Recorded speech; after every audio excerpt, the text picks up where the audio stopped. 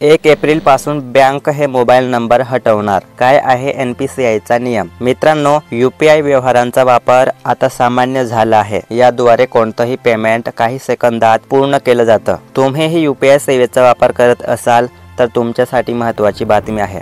मित्रांनो, बातमी पूर्ण पाहण्या अगोदर चॅनलवर नवीन असाल तर चॅनलला सबस्क्राईब करा अशाच महत्त्वाच्या माहिती मिळवण्यासाठी। तर मित्रांनो, चॅनलला सबस्क्राईब आताच करा। मित्रांनो, नॅशनल पेमेंट कॉर्पोरेशन ऑफ इंडियाचे नवे नियम नव्या आर्थिक वर्षाच्या सुरुवातीपासून म्हणजेच 1 एप्रिल 2025 पासून लागू होतील। नॅशनल पेमेंट्स कॉर्पोरेशन ऑफ इंडियानं बँकांना निर्देश दिला आहे 1 एप्रिल 2025 पासून इतर कोणाला देण्यात आलेला किंवा बंद झालेला मोबाईल नंबर हटवण्यात यावेत असं सांगण्यात आलंय।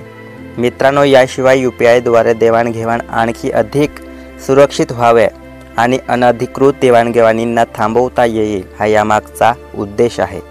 मित्रांनो, सिस्टम अपडेट आवश्यक।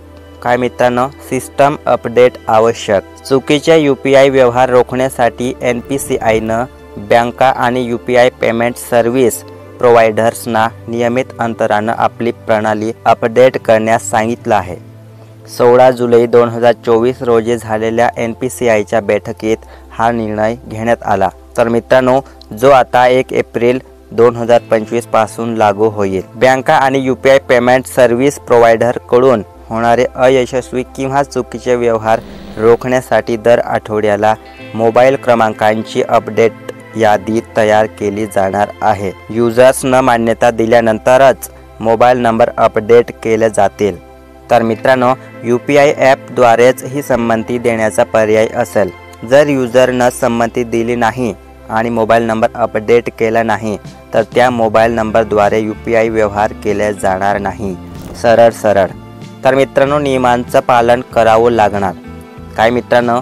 नियमांचं पालन करावं लागणार। 1 एप्रिल 2025 पासून बँका आणि UPI ॲप्सना दर महिन्याला NPCIला अहवाल सादर करावा लागणार आहे, ज्यामध्ये मोबाईल क्रमांकांशी संबंधित UPI IDची संख्या, ॲक्टिव्ह युजर्सची संख्या, UPI आधारित व्यवहारांची संख्या याबाबत माहिती द्यावी लागेल।